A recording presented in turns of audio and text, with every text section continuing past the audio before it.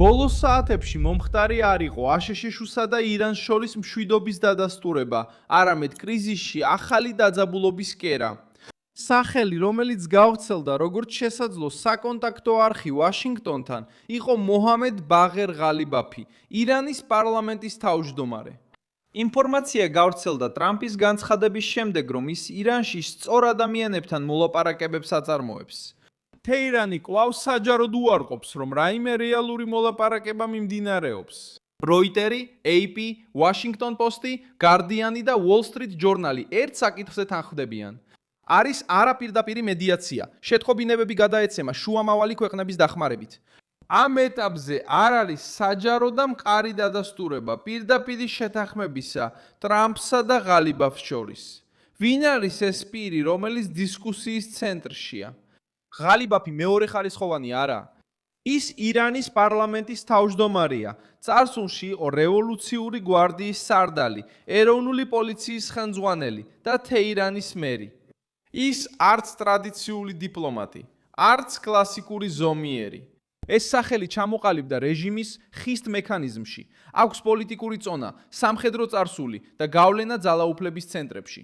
ამიტომ ვაშინგტონში ფიქრობენ, რომ თუ ირანის სისტემის რომელიმე ფრთასთან რეალური საუბარი იქნება შესაძლებელი, შესაძლოა ის უნდა გავიდეს ვიღაცაზე, ვინც იცნობს უსაფრთხოებას, პოლიტიკას და რეჟიმის კულისებს. ამავე დროს, როცა ეს შორი განსაკუთრებით 2026 წლის 24-25 მარტს გაძლიერდა, მას შემდეგ რაც დონალდ ტრამპმა საჯაროდ განაცხადა, რომ შეერთებული შტატები ირანის სწორ ლიდერებთან საუბრობდა და მიმდინარეობდა პროდუქტიული მოლაპარაკებები, ამ პერიოდში ირანის რეაქცია მკაცრი იყო.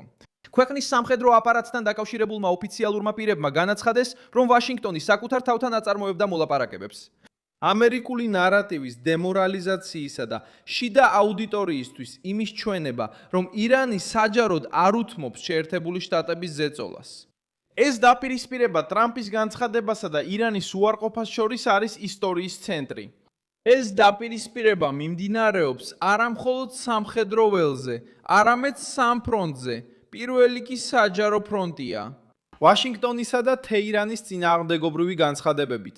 მეორე კი დიპლომატიური ფრონტია. ქვეყნები როგორიცაა პაკისტანი, თურქეთი, ეგვიპტე და სხვები მოქმედებენ როგორც შუამავლები, რათა ერთი მხრიდან მეორე მხარეს გადასცენ შეტყობინებები. მესამეა ირანის შიდა ფრონტი, სადაც ომი, ეკონომიკური ზეწოლა და სარდლობის გაურკვევლობა ზრდის დაპირისპირებას. დაპირისპირება რადიკალურ ფრთებსა და სექტორებს შორის, რომლებიც შეიძლება შეთანხმდნენ, რომ თავიდან აიცილონ კოლაფსი. როიტერის მიხედვით, კონტაქტები შესაძლოა ისლამაბადით განხორციელდეს და ცენტრალურ გადაწყვეტილებებზე კვლავ გავლენას ახდენს რევოლუციური გვარდია. სწორედ აქ ჩნდება ყველაზე მნიშვნელოვანი კითხვა. კითხვა, რატომ უნდა ესაუბროს ან ცდილობდეს საუბარს ტრამპი ღალიბაფთან? ყველაზე სავარაუდო პასუხი იდეოლოგიური კი არა, პრაგმატულია. ომის მომენტები. ვაშინგტონი ყოველთვის ეძებს არა მხოლოდ კარგ, არამედ სასარგებლო თანამოსაუბრეებს. ეს იქნებიან ადამიანები, რომლებსაც აქვთ ავტორიტეტი, რომ გავლენა მოახდინოს სისტემაზე შიგნიდან, მიუხედავად იმისა, არიან თუ არა დემოკრატები ან რეფორმატორები.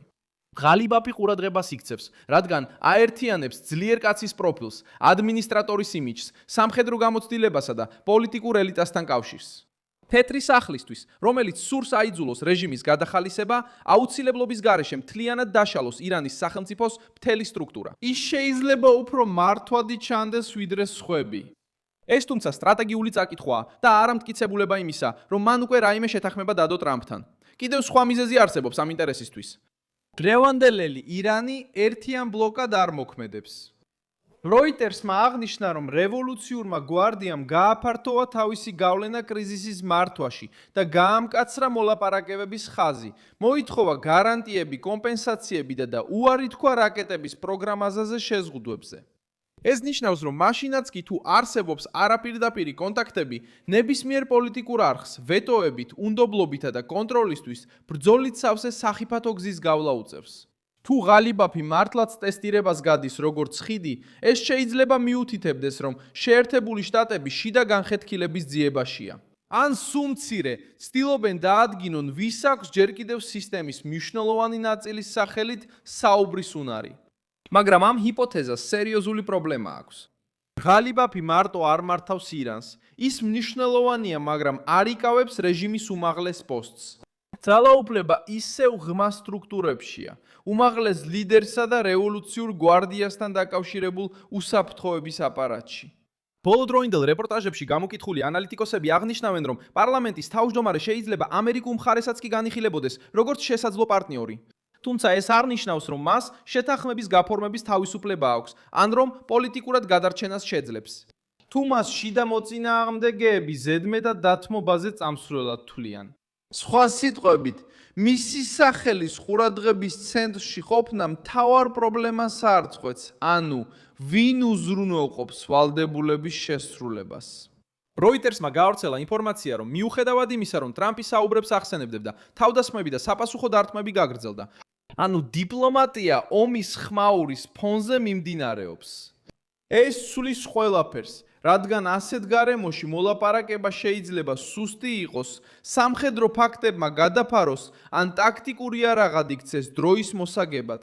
ვინც არ უნდა ესაუბროს ირანის სახელით, მას ამ თემასთან მოუწევს შეჭიდება, რადგან აქ ნავთობი, ვალუტა, გლობალური ვაჭრობა და სტრატეგიული შანტაჟის შესაძლებლობა ერთმანეთშია არეული. თუ ტრამპი ეძებს გალიბაფის მსგავს, ეს ნიშნავს, რომ მას სჭირდება არხი ისეთთან, ვინც ცაცნობიერებს, რომ ირანული სისტემის გადარჩენა იმაზეცაა დამოკიდებული, რომ კიდევ უფრო დიდი ეკონომიკური კოლაფსი აირიდონ თავიდან. საბოლოოდ კითხვა ასეთია, რატომ გალიბაფი? ამ კითხვას აქვს მკაცრი და მარტივი პასუხი. იმიტომ რომ ამერიკელების თვალში ის შეიძლება წარმოადგენდეს შესასვლელ კარს, რათა მოლაპარაკება გაიმართოს რეჟიმის ფუნქციურ ნაწილთან. ისე რომ არ იყოს დამოკიდებული ფიგურებზე, რომლებიც დღეს იზოლირებულნი, დასუსტებულნი ან რეალური ძალაუფლების გარეშე არიან. მაგრამ მთავარი კითხვაა, შეიძლება ეს გამოვიდეს? პატიოსანი პასუხია, რომ ჯერ საჯარო საფუძველი არ გვაქვს. მედიაციის ნიშნებია, ამერიკული პაკეტი ირანს გადაეცემა. ვრცელდება ძლიერი ხმები, რომ ისლამაბადი კონტაქტების ადგილი იყოს. არსებობს რეპორტაჟები, რომლებიც მიუთითებენ გალიბაფზე, როგორც ვაშინგტონის მიერ დაკვირვებულ ფიგურაზე, თუმცა ასევე არსებობს ოფიციალური ირანული უარყოფა. ღრმა უნდობლობა, რევოლუციური გვარდიის მზარდი გავლენა და მიმდინარე ომი. არსებული ინფორმაცია არ ადასტურებს, რომ ტრამპი უკვე აფორმებს შეთანხმებას ირანის პარლამენტის თავმჯდომარესთან. არსებობს საშიში მოძრაობა, სადაც გალიბაფის სახელი ჩნდება როგორც ხიდი, ამერიკის არჩევანი და შიდა დაპირისპირების ცენტრი. გარედან ნახულმა ფაქტი ხმაურისგან უნდა გაარჩიოს. ფაქტია, რომ ვაშინგტონი საუბრობს კონტაქტებზე, თეირანი უარყოფს, გალიბაფის სისტემის მნიშვნელოვანი ფიგურაა და არაპირდაპირი მედიაცია მიმდინარეობს. დანარჩენი ამ დროისთვის ჯერ ისევ ჰიპოთეზის სფეროს ეკუთვნის.